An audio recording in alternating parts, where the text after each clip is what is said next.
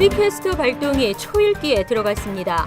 3월 1일부터 시퀘스터가 시행되면 뉴욕, 뉴저지, 커네티컷주에 심각한 타격이 예상되고 있습니다. 이번 주부터 저작권 경보 시스템이 가동됨에 따라 저작권을 위반하는 사람들은 경고와 처벌을 받게 됩니다. MTA가 MTA 차량에 치인 한인 여성에게 165만 달러를 배상하기로 합의했습니다.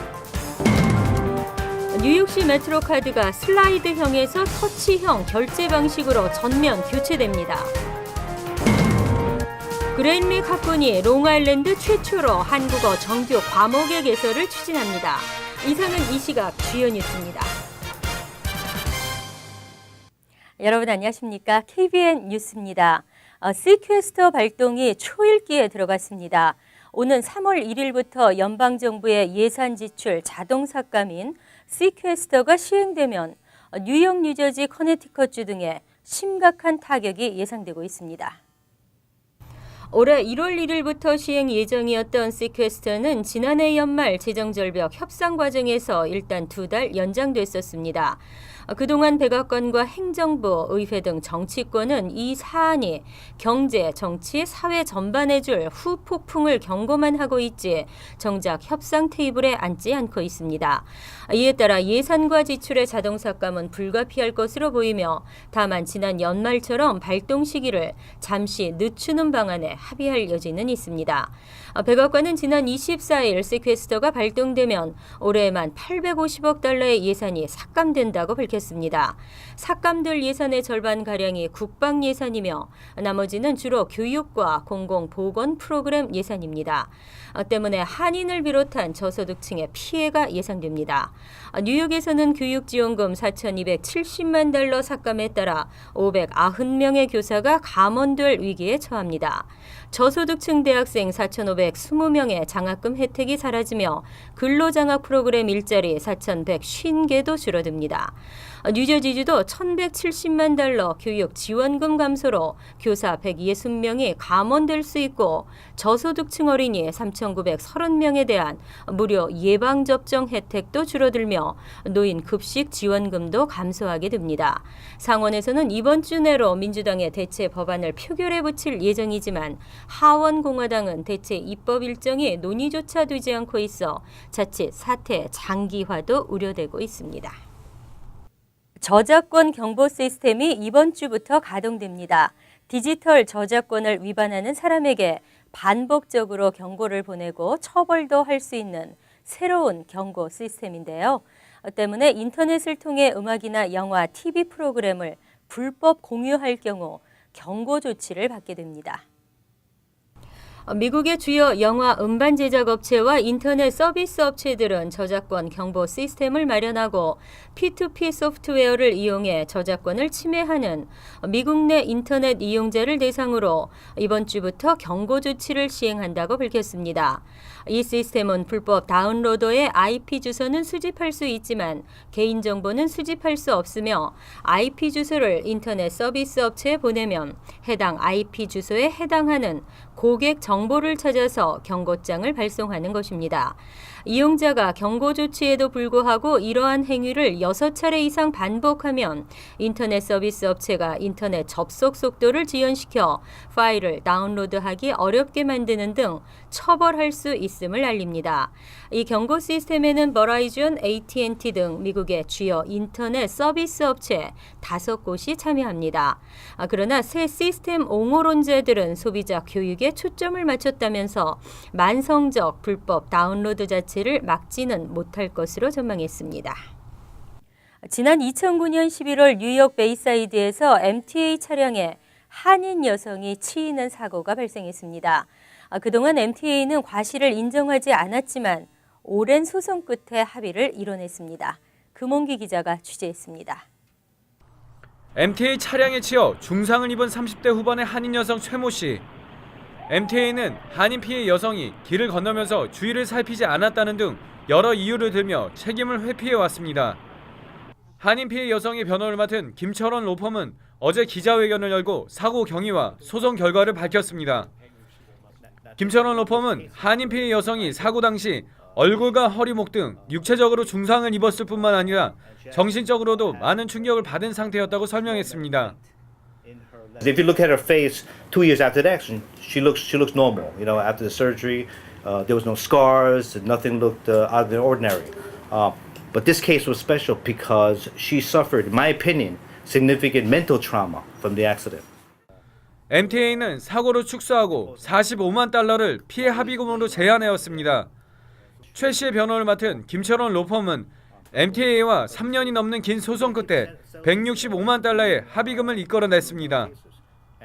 And we finally, after a lot of fighting, a lot of breaks, and a lot more fighting, we came to a final number of $1.65 million. 김철원 로펌의 게리박 변호사는 교통사고로 인한 법률적인 문제는 경험이 많은 변호사를 택하는 게 중요하고 좋은 결과를 얻을 수 있다고 강조했습니다. KBN 뉴스 금홍기입니다.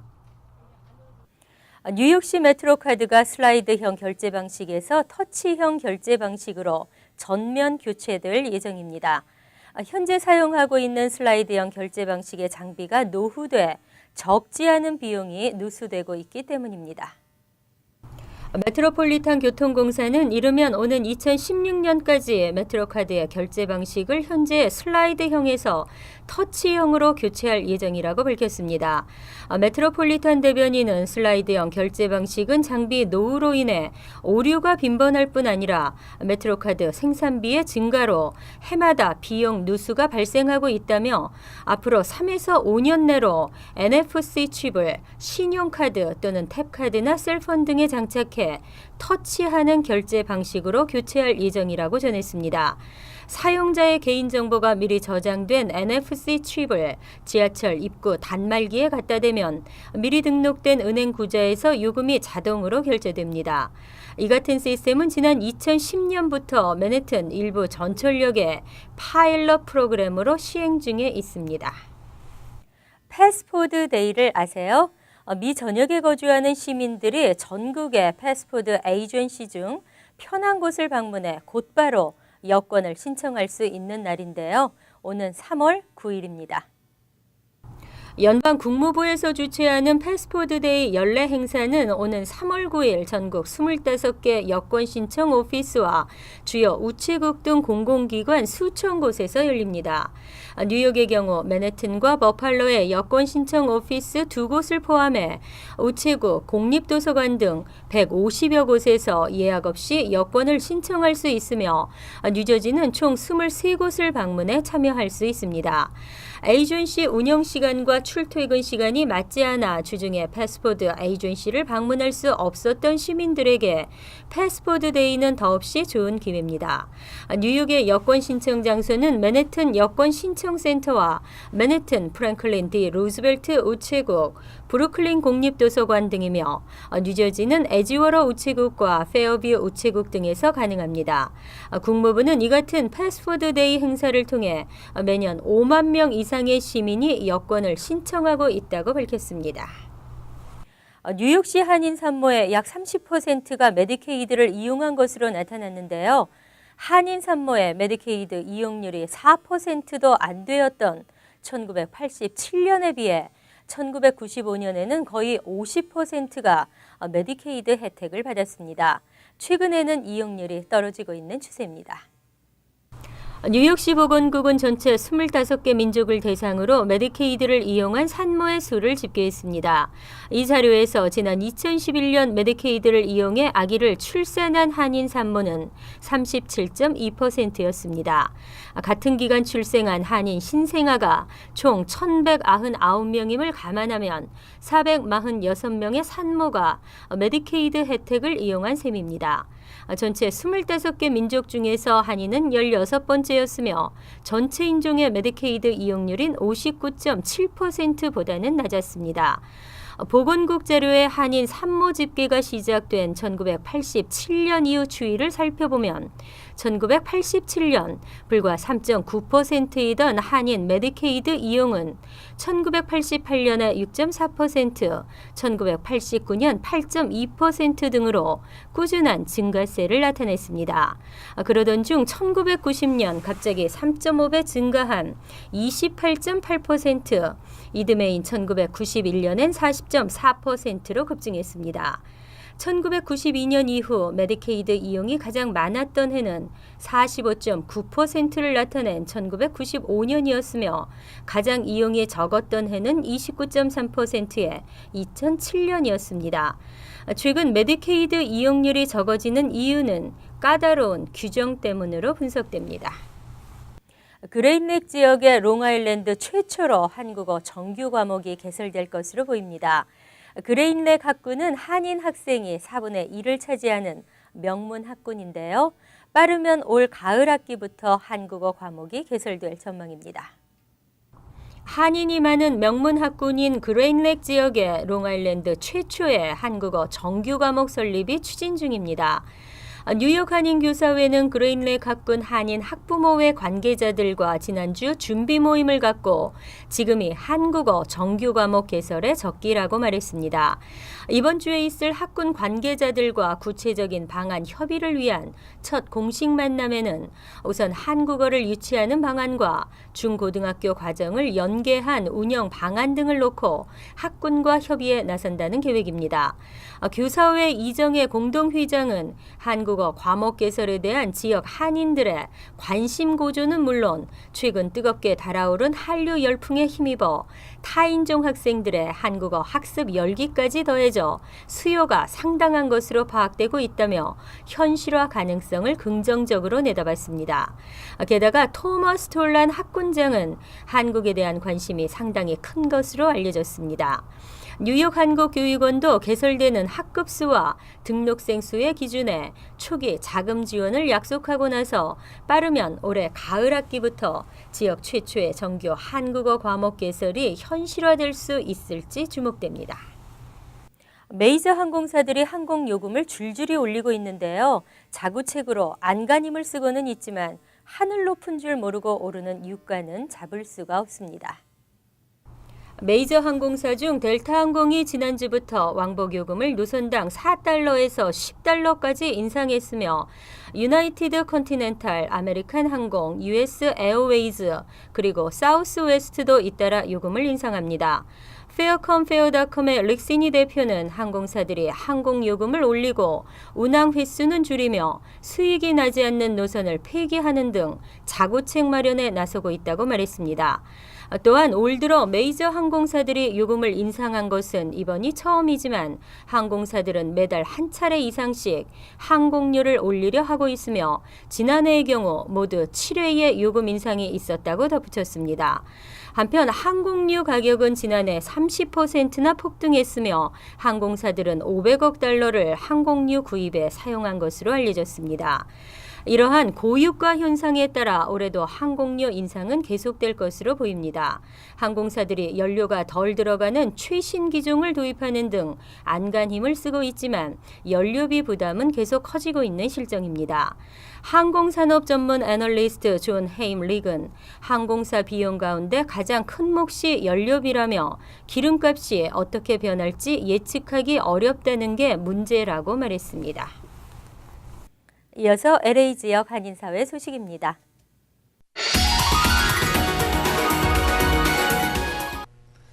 올림픽 경찰서가 커뮤니티를 위한 통역 자원봉사를 시작한 지 반년 정도 됐는데요. 많은 한인들이 만족해하는 반면 일부 한인들의 잘못된 에티켓으로 자원봉사자를 당황케 하는 경우도 많다고 합니다. 김정균 기자가 취재했습니다. 휠체어를 탄 한 중년 남성이 근심 가득한 얼굴로 올림픽 경찰서를 찾았습니다. 안내 데스크에는 평상복을 입은 한인 남성 1명과 정복 입은 경관 2명이 있습니다. 뺑소니 사고를 당했다며 자초지종을 들은 남성은 경관에게 다가가 다시 영어로 설명합니다.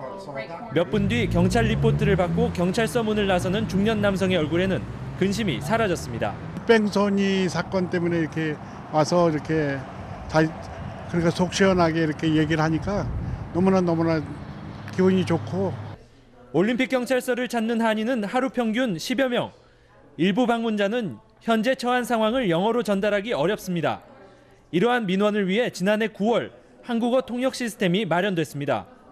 하지만 반년여의 세월이 흐른 지금 경찰서의 이 같은 노력에도 불구하고 일부 한인들의 비상식적인 매너로 한인 자원봉사자를 당황케 하고 있습니다. 어떤 분은 오셔갖고서 경찰 리포터를 하시는데 바로 앞에서 전화기를 쓰고 계세요. 물론 중요하고 급한 전화인 줄 아는데 특히 자원봉사자들에 따르면 일부 한인들이 자신이 도난당한 물건을 신고할 때 3-4배 가까이 부풀려 신고하고 사고를 당했을 경우도 피해액을 더 많게 측정하는 것입니다. 물건이라든가 물건에 대한 그 값어치를 쓰라 그러면은 자동차 이제 범퍼 같은 거 부딪혔을 때 그 액수를 조금 저희가 상상하기 힘들 정도의 액수를 말씀하시는 분이 있어요. 한인 커뮤니티가 더욱 발전하고 주류 사회로 한 걸음 더 나가기 위해서는 올바른 시민의식 배양이 절실히 필요한 때입니다. MBC 뉴스 김정균입니다. 지구촌 리포트입니다.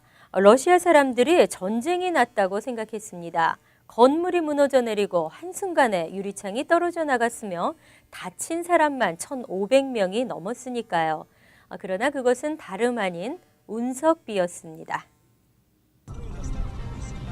거대한 성광을 내뿜는 무언가가 하늘을 가르며 놀라운 속도로 날아갑니다. 땅에 떨어지는 순간 엄청난 굉음이 들립니다. 여기저기 문이 부서지고 유리창이 깨집니다. 아침 9시 20분 러시아 첼야빈스크 곳곳을 강타한 빗덩어리의 정체는 바로 운석. 직경 17m짜리 돌덩어리가 초속 32.5km로 날아오다 대기권에 진입하면서 폭발한 겁니다. 폭발력은 히로시마 원폭의 33배. 주민들은 전쟁을 떠올렸습니다. Как будто что-то очень сильно взорвалось. Судя по вспышке, как будто ядерный взрыв. 두께 30cm의 공장 건물은 지붕과 벽면 600평방미터가 무너졌고 아이스링크도 처마가 너덜너덜 찢겨졌습니다. Теперь тогда вот этот стадион закрыт? Стадион закрыт, да. Пока не отремонтируют, закрыт. 운석의 충격파로 유리창이 깨진 건물만 10만 채에 달한다는 보도도 나왔습니다. 주정부가 무상으로 유리를 교체해주겠다고 나섰지만 영하 20도의 강추위에 비닐 한 장으로 창문을 막고 마냥 차례를 기다리기는 어렵습니다. А сейчас, раз деньги истрачены, покупать-то не за что. В данный момент у меня денег нет. 깨진 유리와 건물 잔해에 다친 사람은 1,500명. 이 청년은 한쪽 귀가 들리지 않게 됐습니다. 3 взрыва.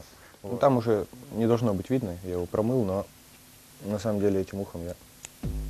운석 줍기 바람도 불었습니다. 운석 1g이 우리 돈 200만 원 넘게 거래된다는 얘기까지 나오면서 운석으로 지름 8m의 구멍이 뚫린 호숫가에는 주민들이 몰려들었습니다. Вот есть кусочек, не знаю, он и не он. где вы нашли? Там поближе к нему. Продавайте мне. 러시아 당국의 삼엄한 경비 속에도 운석을 찾는 사람들의 발걸음은 오늘도 계속되고 있습니다. 첼야빈스크에 운석이 떨어진 것은 이번이 처음이 아닙니다. метеорит, господи, болид. К сожалению, началась война. Ну, нормальному, хорошему исследованию он не было нормального, хорошего обследования. 과학자들은 이번 운석은 우주가 보낸 경고일 수 있다며 위험한 우주물체를 미리 찾아내 제거할 수 있도록 국제사회가 적극 대처해야 한다고 촉구했습니다. 지구촌 리포트 임현주입니다. 간추린 소식입니다. 사우스캐롤라이나 주정부에 오는 3월 25일부터 발급이 시작될 추방 유해자 전용 운전면허증을 놓고 논란이 일고 있습니다.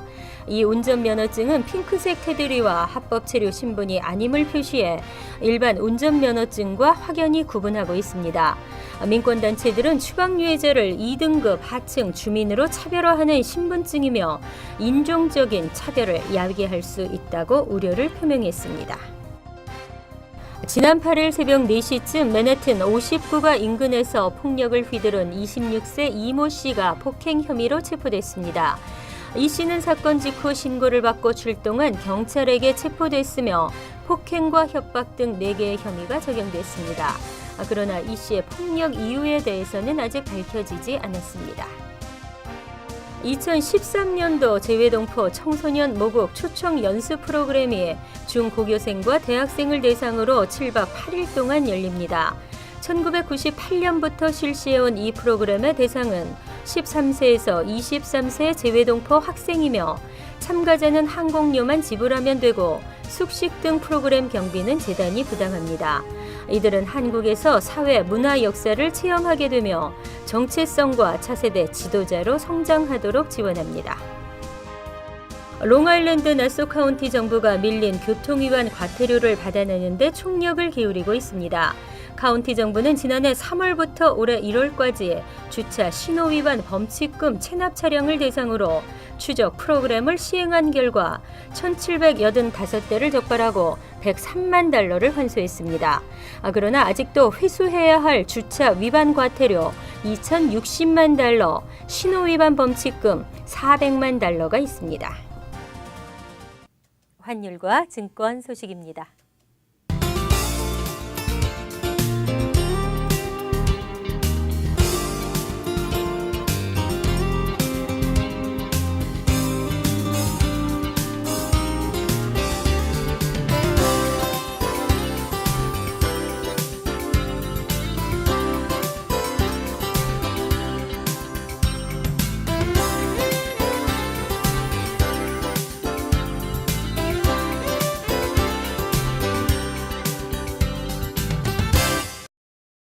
이어서 날씨입니다.